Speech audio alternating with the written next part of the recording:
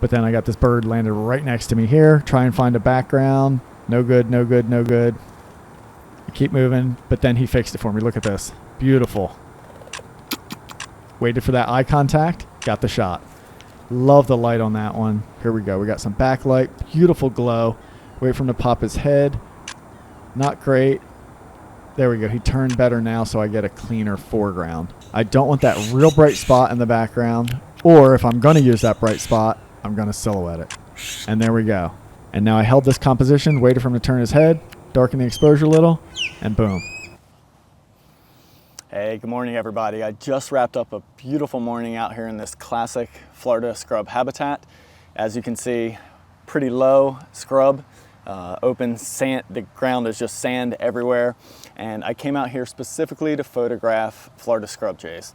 They are very specific in their habitat, and once you find them, as long as they've survived year after year, you're going to see them in the same exact spot over and over again. And so I've been photographing a group of scrub jays here in this specific habitat for, gosh, 4 or 5 years in a row, something like that. And they're just a blast. Very curious birds, usually very cooperative. You kind of come into their habitat and they come over to you just to see what you're all about. And so yeah, I had a lot of fun. And then I ended it with, I don't know if you can see, it's pretty small back there, but right on that snag right there is a Merlin. He's still sitting there. He's been sitting there for, gosh, probably a half hour at this point. So had some fun with him, and an Osprey. So anyway, I came out here just for these scrub jays.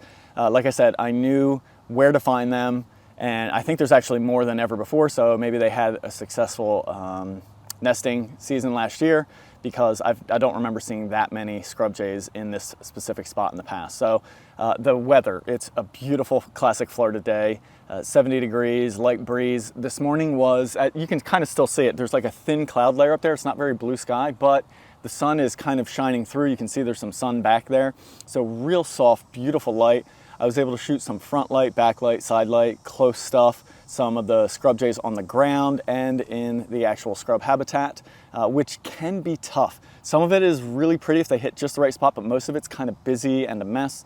So I tend to try and get really close with them, as you'll see, when they're in kind of that mess, and it just kind of blurs out the background, makes things look a little bit cleaner. But some scenic shots can be had as well. I played with some silhouettes against the sky. I would have loved to have silhouetted them against the prettier sunrise sky, but they didn't really land in the exact spot, and the habitat where I was at, sometimes the scrub habitat's kind of open, you can weave your way through.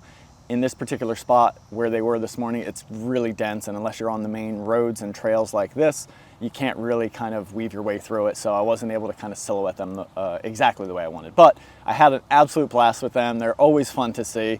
I just got down here, and this is my first time out with them this season.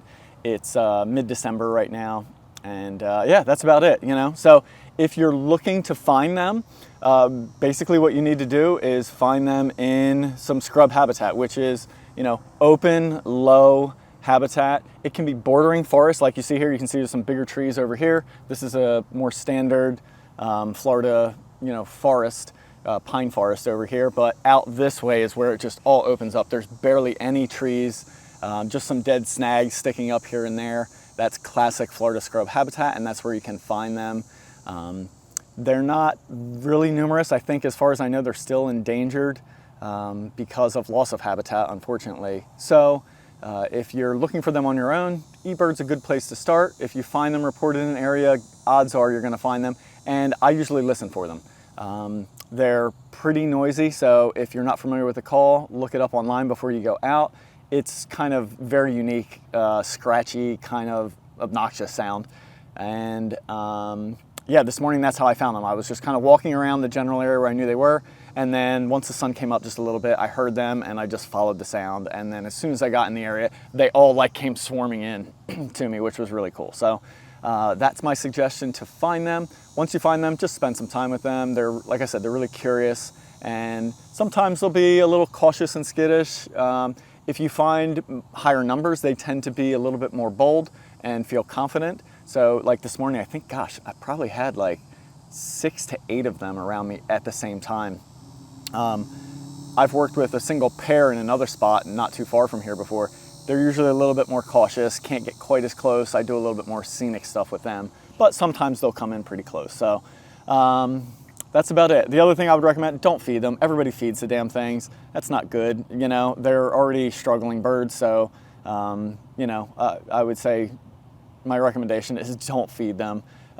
You know, of course you can guarantee getting shots if you do that, but it's really not good. It habituates them to people and puts them in potentially more danger. So I would shy away from doing that.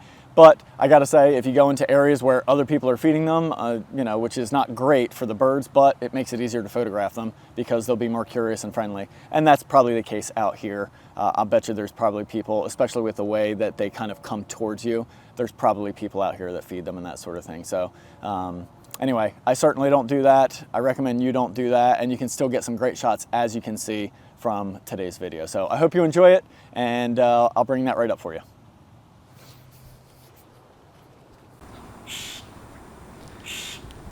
Started this one out right at sunrise. It was a beautiful morning, and immediately found this little blue heron up on a snag. And I realized from this distance there wasn't much to do with it, so I tried to fix that. So at this point I'm just walking down this path. I'm going to go see if I can find a different vantage point that might give me some kind of interesting composition or something like that. This is the Florida scrub habitat. You can see how low most everything is other than these random sporadic trees. So here's the first stop, checking, seeing if I can use some foreground. Not loving it, and the sky in the background's kind of boring. And you can see there's some good color happening around the horizon in a few different directions. Here's this nice bridge. I know this spot pretty well, so I know what's coming up. I know this bridge opens up to a big open water area here and would give me a totally clear view. And I stop a little bit before you guys can see the totally clear view, but the camera can certainly see it. And there we go. I went vertical to try and check that out. Sky is a little bit more interesting, but now the bird is in a weird spot. See how the bird's head is intersecting that branch that sort of comes up right next to it there? The bird's not fitting into that space very well. And if he turns out that way, it works. But anytime he turns to the left, it's not working, and he's intersecting that branch that's kind of, I think, coming up behind him. So again, I decided to try and change my perspective a little bit to see if I could fix that. At first I just moved out a little bit, and then I just wanted to kind of see what was going to change if I move this direction. I also found another bird. I just wanted to check that really quick. It was, I think, a Merlin way out there. And then I was going to continue on. And we're going to move way down this bridge. And what I'm trying to do now is change the perspective of that branch in the back so that I can photograph this heron facing either direction, but mainly to the left because I kind of like the shape of the way everything was working there. So let's see what we have here. All right, so see how we have that separated? Now the bird will be better if it faces left because that branch is now to the right of it. And the way the tree works and kind of flows, I felt like that was going to be a better composition. So there we go. Anytime he turned out to the left, I started trying to take that shot. I zoomed out here to give myself a little bit of play around that tree. I knew I wanted to keep it close cropped to that tree, but I didn't want to have it where I have no space to play with the composition in post. So I zoomed out here, and now I'm just holding the composition and waiting for that bird to turn left for me. And there he goes. And then I get this shot. So a lot of the times I do try to follow the bird's direction, whichever way it's facing, to get that composition. Look at that sunrise. But sometimes I see that a composition is working better a certain way, and then I'll just hold that composition and wait for the bird to get into it. So at this point, I'm going to continue. I already got that shot that I knew I could use. I'm going to continue out this way and see what it looks like from this side. I was kind of hoping to get more of that really beautiful sky behind him. So let's see if that works. All right, so let's check it out. Definitely got good separation on the bird here, but the sky just wasn't quite as interesting. And if you look at the wide view, you can see why. There's no variation behind the birds. See that snag? It's just kind of that big, soft pink cloud. and while it's pretty, it just doesn't have much to it. So I tried that perspective for a little bit, and then what I should have done was moved quicker to put more like variation of blue sky and clouds back there just to kind of break it up a little bit. So watch that snag. It's up on the top left there. Now it's in the middle. So I should have stopped there to try, but I didn't. I guess I didn't say. I kept trying to go and get more of these clouds lined up.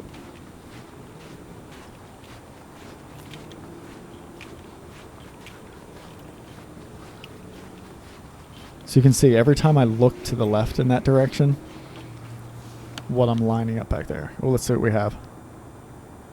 Osprey off in the distance. Way too far, boring light.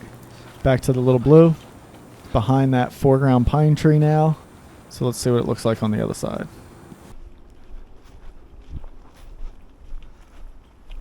And it turned out, but before I got there, he flew. So now we're chasing the scrub jays.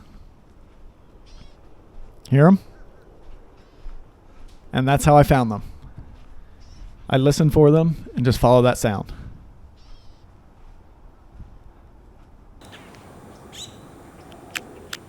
And then I just kind of cut to where I found them here. Here's a group of them. This is one of them up high on a tree. So at this point, I went positive exposure compensation. Look, 2 stops positive. I'm just trying to let that sort of sky go a little bit lighter back there behind him.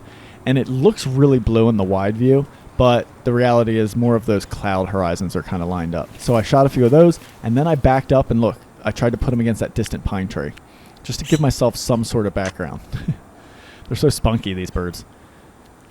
This guy worked out nicely. He went out on the edge, pretty perch, wait for him to look back, compose him off to the left, positive 2 stops exposure comp. Now we just got to hold the composition and wait. Come on, bird. There we go. And then you get a nice high key shot in post. That's how I do those shots, especially when the sky is that way. Then I have this one lower. So now watch the background. I'm going to start moving and try to clean that up and find a good position. I hate that branch in front of him, but the background's really clean. The light's good. And off it goes. Let's look at that again. Watch the initial background. Decent right there, but look at the junk off to the right there. That's what I want to get rid of. See how right now it's placed in that nice clean space back there? That's the important part. So I'm always paying attention to those backgrounds. As soon as you get a shot or two, I start moving. All right, now I notice the bird's starting to get a little bit lower.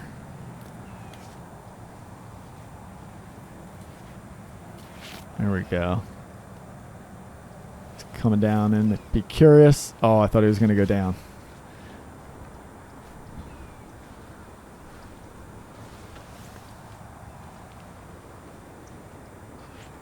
Look at the couple of them up top there. They just hang out and survey. It's really funny. There we go. Oh, look, just landed right next to me. I got down nice and slow and then just held the camera down and used a flip screen. The key was to get that low perspective, so I get the blurred foreground and background. Wait for him to get in a good position. The light's great. Turn your head back, bird. I made some noise trying to get his attention. Didn't seem to work much, but there we go. Got it. And then next thing you know, off he goes. Jumped right back up. It's nice to get those ground shots like that when they come down and get curious, but it doesn't happen too often. So now it's just a matter of hanging out with these birds, seeing where they go, keeping an eye on them, waiting for one to land in a good spot. Again, I have this one up against the sky, but I've already got a high key shot. I'll check it out occasionally, but most of the time I'm not just going to keep shooting it. Oh, here's one in the bushes. So look, start moving, try to find a clean foreground. See if we can get a better background. Look, I'm moving out there. Now we're getting just a nice clean background, but look, he's intersecting his bill into that branch. Now when he turns that way, it's better. So there we go. This is even better. He put himself out in that open space, and then off he went. Now he landed on the boardwalk down there. Not a good shot. I don't bother with that. And he hopped up pretty quick. They're so cool to hang out with. I think at this point I had like 6 to 8 of them around me too. It was really fun.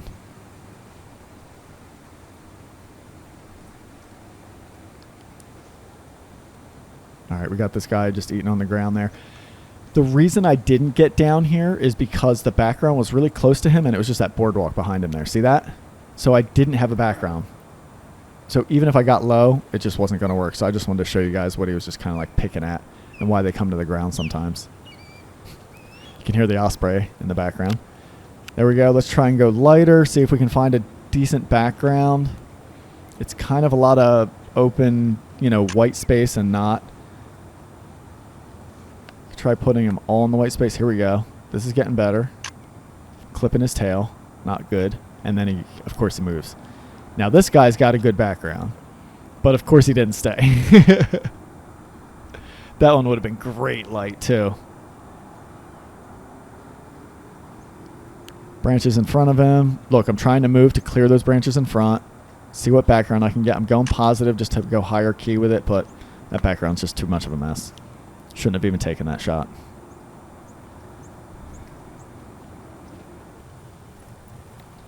All right, cut to another bird flying down a little bit lower. Not in a great spot, though. There we go. Now another one hit the ground. Let's see what we can do. Oh, they just aren't staying. Such a bummer. There we go. Back down again now. Look at him just checking things out. That was clean, but I shot too slow of a shutter speed, honestly. Even though, but look, I was already up at 4,000 ISO, so I needed to be at that shutter speed. Now, no good background there, but then he moves over here. Now we have a cleaner background. And then I misfocused there, and then he went behind the stuff. So I just hung out low, seeing if any more were going to come down. And then I kind of realized they weren't. And this potentially had a good silhouette option, so I went for that. But the two birds aren't great. I tried to crop the one out. And it turned out the sky was just not that pretty, and the perch was a little busy in post, so I didn't really end up keeping any of those shots. Or editing them anyway. But it was worth a shot. Get some cool skies, some colors up there. If they hit the right perch, it can be cool. They're bigger, like medium-sized birds, so they do stand out nicely in silhouettes. But there, I missed him. This guy tried to use some of that foreground, but it ended up just being too much. Zoom in to 400 millimeter and try. Wait for him to turn. I shot a few, but again, didn't end up liking them. I do that quite often where I end up taking a shot just to see if it's going to turn out. And if I had more time to really analyze it, I would be able to tell, like, this isn't great in the field. But sometimes it happens so fast, you just have to take the shot and then take a look at it later. This is cool to see 3 of them all in the same tree. I snagged that just kind of for that purpose. Then I moved back again just to get a better background. So that's why I turned around and walked away so I could get more trees behind them than the one left, which was good because that was the one that was kind of hidden. But again, in the end, I still didn't end up loving any of those shots. But as always, just paying attention to those backgrounds is key. Now we're going to get some birds starting to fly into some backlight here. So we're getting some silhouettes up against the sky. And then if they come lower, which is what I'm hoping for, that's when I'm going to get the great light. Because the sun is starting to shine on the habitat. You can see even up there, it's kind of nice just against that blue sky with that quality light. That's why I took those. But then I got this bird landed right next to me here. Try and find a background. No good, no good, no good. Keep moving, but then he fixed it for me. Look at this. Beautiful. Waited for that eye contact. Got the shot. Love the light on that one. The nice opening there. And watch. Didn't stay there long. Wasn't long before he moved down further. Then he hit the ground, then back up. This is a little bit more of a silhouette for me. I misfocused, grabbed the bush to get it again. Darken that exposure a little bit so you can see I'm negative 1 1/3 stop. And this is why I shoot aperture priority with this stuff, so I can let that shutter speed just bounce all around. Look, it was almost up to like 10,000th of a second there. And then meanwhile, when they come into other areas, when they're tucked down in the dark, it would change drastically. So being in a manual exposure in this vastly wide-ranging, changing light, to me is way too tough. So I just would rather do exposure comp. Here I got this guy, nice pose, nice background, went vertical, composed him in, just didn't nail focus, and he didn't give me a head angle that I wanted. So I wasn't able to salvage any of those shots, but it was a nice perch. This guy, I'm going to try and get rid of some of that white in the background. See how I'm composing that out? That was a nice look back. No good background there, and then he disappeared.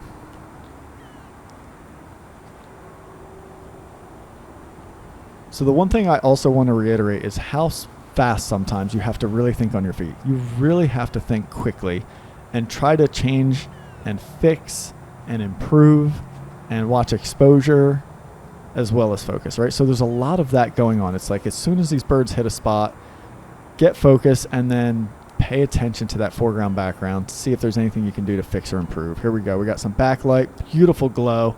Wait for him to pop his head. Not great. There we go. He turned better now, so I get a cleaner foreground, a better view of the bird, and some gorgeous light. Then off he goes that quickly. Hit another spot. That would have been great. You hear me sigh. I could see it through the lens. Let's look at that again. Check it out. I froze this moment here just so you can see. Look at that light on the bird. Look how clean the background is. And if I would have had just a moment to get a composition where I had that bird lower in the frame and made sure I had focus, I would have had a great shot. Because even look at the bokeh starting to show around the top. I could have shown more of that and less of that busy brush. It would have been great. But it just didn't work out. The bird moved too quick. But those are the things I look for. All right, so we'll let that missed opportunity go. Let's get back to shooting. They're definitely moving around. Let's wait and see what we can find here. Checking some different perspectives. They're flying around up higher in the trees off to this direction. Look, here comes this one. Moving in quick. Other one was on the ground. See, that's the other thing. Sometimes you get your eye in the lens and you miss other opportunities. But there we go. Looking for a cleaner background here. I'm trying to place him in that non-bokeh spot in the background. That's what I'm after there. So watch. I realize I'll come back to this bird. I don't want that real bright spot in the background. Or if I'm going to use that bright spot, I'm going to silhouette it. And there we go. So turned a regular shot into a silhouette by placing that bird in that bright spot in the background. Then we move over, bring the exposure comp back to more neutral, and then he flies away. But that's what I was trying. Again, let's move to the right, place him in the dark green. So we have the bokeh around the bird. I moved over too far, though. I should have kept him in that dark green spot. Look at him being all crazy. They're so fun.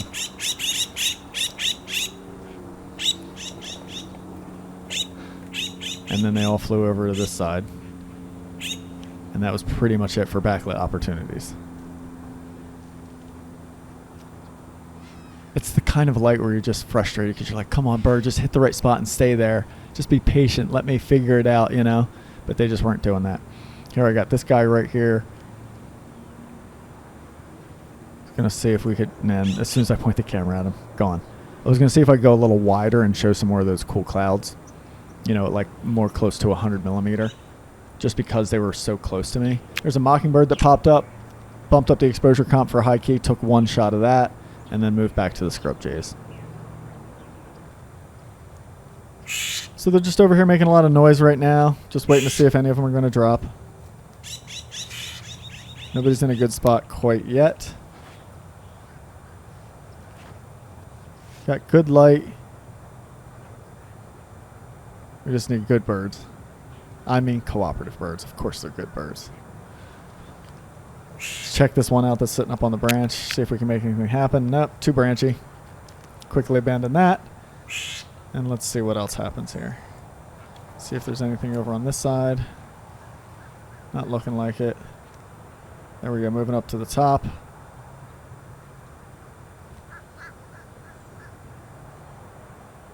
And I'm going to let you see just a little bit more about what it's like when you're hanging out there for a while. Just spending time. See if we can do anything with this guy. Kind of an interesting perch. It's a little busy, so I zoomed out to show the whole perch. I didn't want to clip it off at the end there. Went more for the high key. Look, almost, 2 1/3 stops there.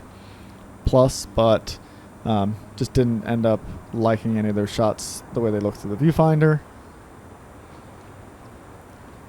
So I'll start moving around a little bit now, just trying to find a different perspective, see if I can find something of interest. Because they are sitting pretty stationary there. There we go. We finally got one to drop. Now it's just a matter of finding them through these bushes. I always keep an eye out. I do a lot of looking around, especially when you have a group of these birds, because quite often they will just randomly show up. It didn't pan out in that spot, so then I moved to a different area. There's kind of a grid over these roads to walk around. So I was just trying to get like a different perspective. Here we go. I love this guy. Look at the greens. There we go. That was it. I just found him sitting there, got a shot, went vertical, missed focus, and then off he went. Decent background here. I was already still vertical, so I kept my composition that way, but I realized it wasn't a good fit. Went horizontal. But I just couldn't get total green. So look, I start backing up. It puts more of that green behind it. The further back I go, I can get cleaner and cleaner. Look at that. That worked out quite nicely. Check it out. Nice and clean, beautiful portrait. I didn't end up editing any of these in the end because they're just pretty standard, but there's nothing wrong with a good standard portrait. And I was able to fix that by, again, backing up to change my perspective to get more of that green background versus just that green mix and sky. Here I'm blocking the sun just so I can see. I thought I saw a bird moving over there. I know that one's still in there, so sometimes you make a little bit of noise like that. That's what you heard me doing there, and it'll just kind of lift them up out of curiosity. Didn't seem to work on this guy. Or girl. I have no idea. I don't know if you can tell the difference. So I kept trying. There we go. See that? He just popped up a little bit there. He was really close, but he didn't stay long. Let's see if we can find him. Sometimes when you're really close, if you can find an interesting background, though, it can work. But as I moved around, they kind of all bailed, and then the whole group just kind of moved back to another area there. Back up on their favorite tree there. I mean, the light's great. I took one. I took two. But I've got that shot already. And it's not that great a shot. So I keep scanning around, seeing if I can find any birds, trying to make you dizzy.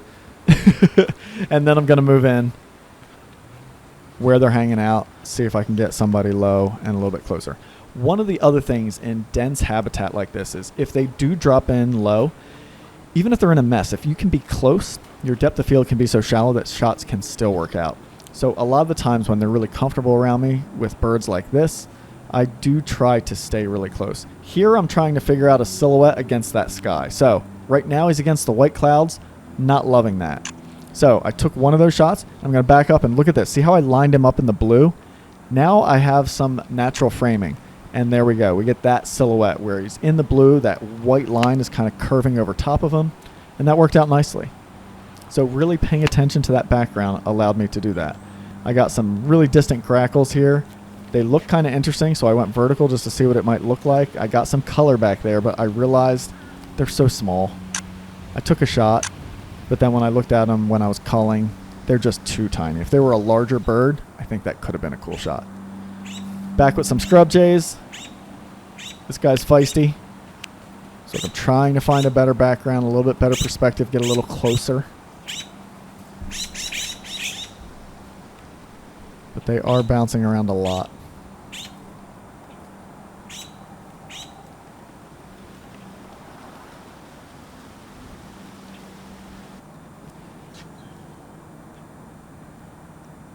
I moved on, found this Osprey. Just wanted to get a look at him back there. That's not a shot at all. So I realized let's move in and try and get closer to see if we can make a shot happen. It's an Osprey up on a cool looking snag. It's got character to it. And I figured this is worth going for. The bird was also preening, which meant it was chill. And then on my approach, I heard all that scrub jay racket. So as you'll see in a little bit here, I did get distracted by the scrub jays on the way to the Osprey. But don't worry, we get to the Osprey as well. So right here, I'm looking to get some separation on that snag into the background because I figure It's too high. I'm not going to be able to put it against a good tree background. There I can incorporate some of the pine tree next to it and behind it, but not a great shot. And then check this out. Got a scrub jay in closer, up high, but I got some green back there. It's not thick enough though. It's kind of too open, and the whole top right of the frame is just white sky. I could crop in a bit, but not loving it. And then he flew in closer anyway. So now I got nice high key. Took a couple of those. Look, we're plus 1.7 on the exposure compensation. Then I'll line them up with the tree. But it's not enough. Look, it's just that little lump back there. Not enough in the background. I took one just because I had it lined up, but it's a stupid shot. Then we'll move over here, try and get him back onto that tall, distant pine tree. But again, it's just kind of a mess. I'm overexposed there, so I drop that down a little bit. And then he moved in really close. Look at this bird. Shadow from the branch on him. No good. Then he moved up a little bit, which helped solve that. Now I just had to move to position that stick out of the way. And then before I got it, he moved. Now he's in an open spot. No good background, so let's bump the exposure comp for high key. Compose it in the direction he's looking. Get a shot.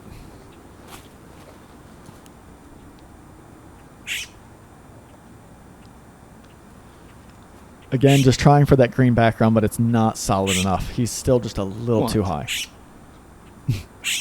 And then I start talking to him. Like asking him what he wants. He's so obnoxious. So then I realized, hey man, use your flip screen. So he was there, and then I lifted the camera way up, and look at that. Now I got a nice clean green background. Pretty cool, right? All about perspective. Sometimes all it takes is just like being 2 feet up. Then I tried to move in a little closer, and then he flew. But it finally dawned on me like, hey man, I got my eye up to the viewfinder. I can't get a good background, but he's in a decent spot. Let me just lift up the camera, since I couldn't lift myself. Kind of cool. Went for a silhouette here. Show a little bit more space. Wait for him to turn.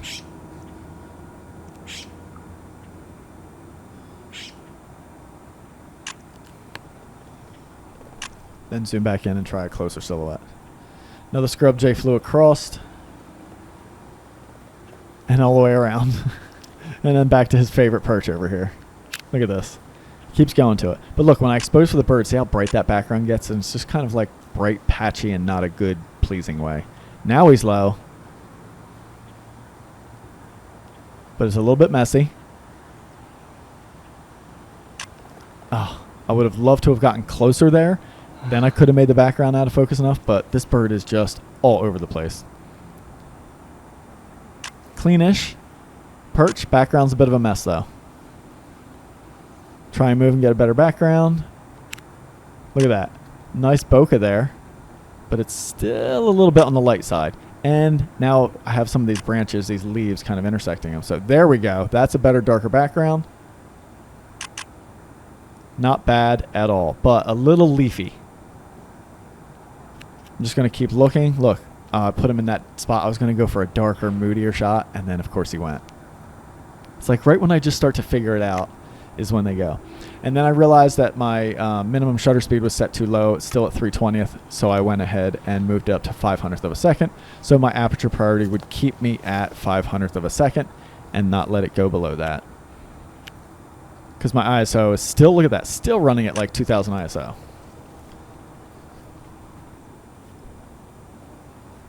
All right, everybody. I think it's time.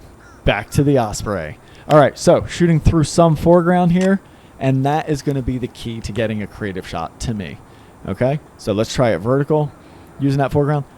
There's not quite enough foreground here, though.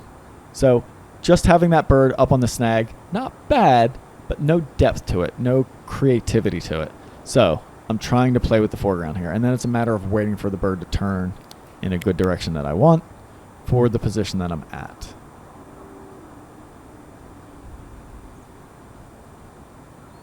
Until I get impatient and give up and try another spot. So, took a few shots there. Let's move around, see what else we can find. Again, keeping in mind, all I'm thinking about right now, for the most part, is how do I get this bird with some foreground to make things more interesting. And so I noticed these yellow flowers down to the right, just below me here, and watch. Let's take just one standard high key shot so we get that. Come on, Osprey. Turn your head properly. There we go. Almost plus 2 stops on the exposure compensation to get that sky nice and bright and a proper exposure on the bird. And this is what I figured. It's like, let me get the clean high key shot, good profile from the bird, and then I can move on to everything else.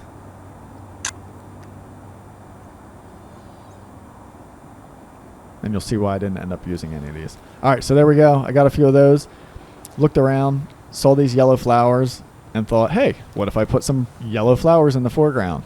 Turns out they're not enough. Look at that. It's just like a weird yellow blur on the left there. It's not quite enough to give me much of a sense of anything, and so I quickly abandoned that. But worth taking a look. Now here's where I found something good. This nice bush right here is going to give me a lot of opportunity. Number one, it's going to give me a little cover so I can stay down there and move around. And then number two, it's going to give me foreground. Now we have some fun openings to shoot through. Bring that exposure compensation down to +1 stop. And then start looking for holes. And this is what I'm doing with my eye. I'm just looking around with my eye for a hole. And then I put the lens up and try and make that hole like a nice foreground there. There we go. And I play with different compositions, seeing what works. And you can see, doesn't this give it like a little bit more depth, more creativity? It kind of like zeroes your eye into the bird. Now that was at 400 millimeter. And the other thing you can do is either get the foreground further away or even zoom out a little bit. So I stayed at 400 millimeter here. Then I zoomed out a little bit and look at this opening. That's looking a little bit more interesting. And then watch this. I didn't see it happening until last minute. Another Osprey came and chased that one off. So now I got this guy here. We're zoomed out a little bit, darken the exposure because it was looking a little light. And you can see how it's kind of really zeroing in on the bird though. And this is what it looks like. I'm just shooting through this stuff back here. Just finding little openings. And this is going to lead to the shot that is my favorite. So I missed focus, and you can see there's a lot there. I try to focus through it, and then that's what I end up doing. I just manually focus back there. Then once it focused through all the stuff, I was able to autofocus, and then grab it. And now I held this composition, waited for him to turn his head, darken the exposure a little, and boom. Get that shot. Nice use of foreground. The snag shows nicely. The bird shows nicely. And then I tried some more, zoomed in a little bit. I ended up liking the further away shot though.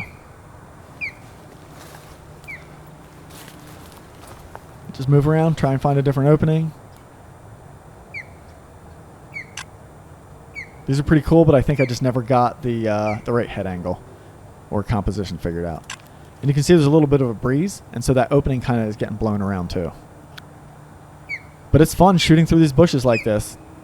Gives it a little bit more challenge. Oh my gosh, that Osprey's so loud. Yeah, it gives it a little bit more challenge. To me, it just gives so much more depth to the photo too, you know? You got great light on the bird, and it breaks up that just kind of plain sky background, you know? It gives it something else to be there. And I like that a lot. I think it just makes for a more visually creative and pleasing photo. Fun to watch them shake out like that. I felt like I had good texture here when I found just the right open. There you go. You can see I'm like moving my perspective around, trying to find the most clear view of the bird through all the stuff, and it seems like right about there is it.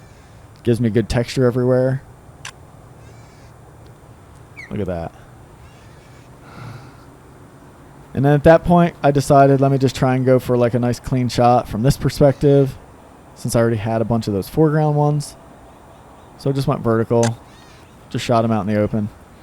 And then I decided I was going to walk around and see if I could find anything else to get some cool perspective. And then basically as soon as I came out from behind that, the Osprey took off. He didn't go far. He flew for a little bit and then just landed on another snag. I did not bother chasing him though because I didn't want to keep pushing him. I thought he was going to be more tolerant, honestly. All right. I was on my way back to the car. I pretty much wrapped it up, and then I found this Merlin up on a snag. So that was how I initially saw him, through a lot of forest. And then I just started slowly walking through that forest, trying to get closer and closer to this bird. All the while paying attention to foreground, seeing if I could find any openings, trying to be quiet walking through there. I didn't want to get too much attention, but it's only so quiet you can be walking through all this stuff, you know.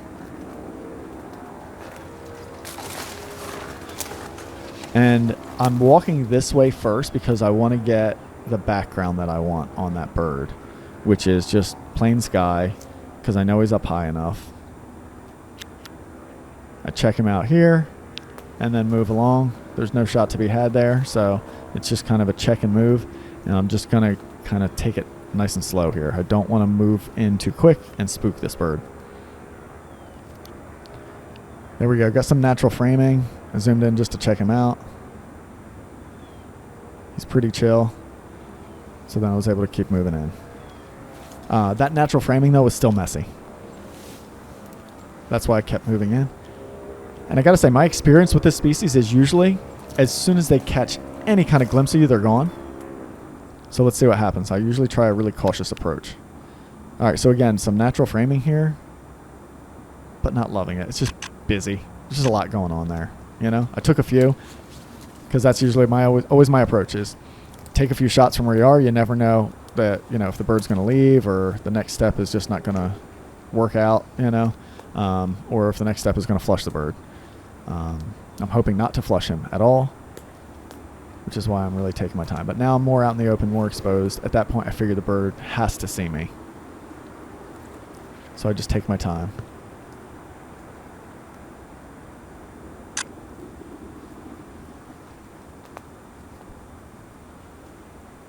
Now let's see if we can make something happen here. All right, so going vertical, trying to use that foreground branch to frame him over. I didn't like it, so I kept moving in to try and get it further away. I realized at that point I didn't like that foreground branch, so I just went for the clean snag without too much stuff in the way. So I wanted to get a few of those shots. Wait for him to turn his head just right.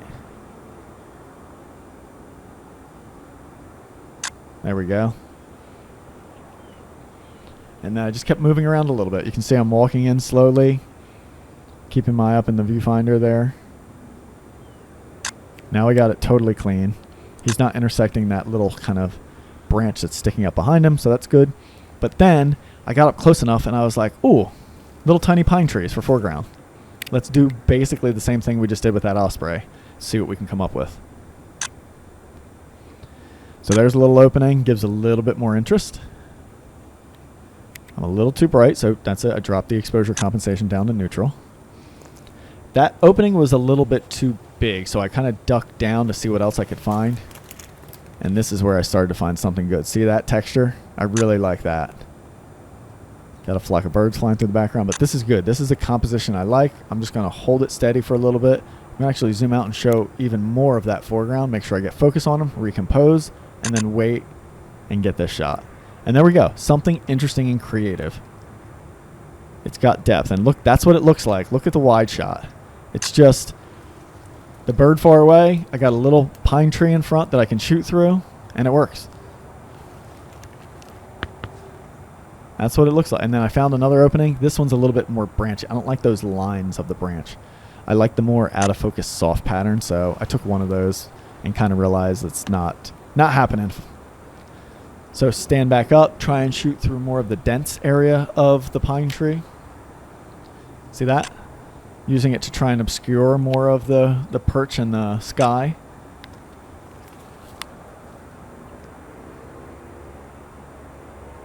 Trying to keep the bird in the clear though. It's fun to watch this stuff, to see how you can use this foreground to your advantage. Because watch, if I move out here, check it out. Just plain sky, right? Not bad, but not nearly as interesting as the other shots to me. This is more of like a documentation of the bird. The other is trying to get a creative capture of the bird by using that foreground. And this is what I do all the time, guys, when the bird is up high against the sky like that. What else am I going to do, you know? So then he was super tolerant. I was moving all around. I figured, let me go check out this tree. See if I can do anything here. Decent opening, missed focus. Try and focus through. Use manual focus, missed again. Manual focus, then a single point. I was able to lock in at that point. So it's a combination of manual and autofocus to make sure I have it. Manual focus gets me close. Autofocus kind of locks in that last little bit. Look at that, moving around trying to find the openings. Make sure I'm focused through. And it does still look like the bird's kind of blurry, and that's because it totally was. That's a better opening. Clear on the bird, mostly clear, but he just wasn't turning his head right. And I think I zoomed in too much. I would have probably liked these if I zoomed out a little bit more and got just a little bit more space and foreground around the bird. But there you go. Just using a bunch of different openings. I ended up just walking around and grabbing one more shot, I think, or just took a look. And then I kind of realized, like, I have the shot. The bird's tolerant. It's still there. Let's leave. Let him be. And that's exactly what happened. That bird stayed there for a while longer, too. And I was able to walk away and not disturb it. So thanks for joining. I hope you guys really enjoyed this shoot. It was a lot of fun.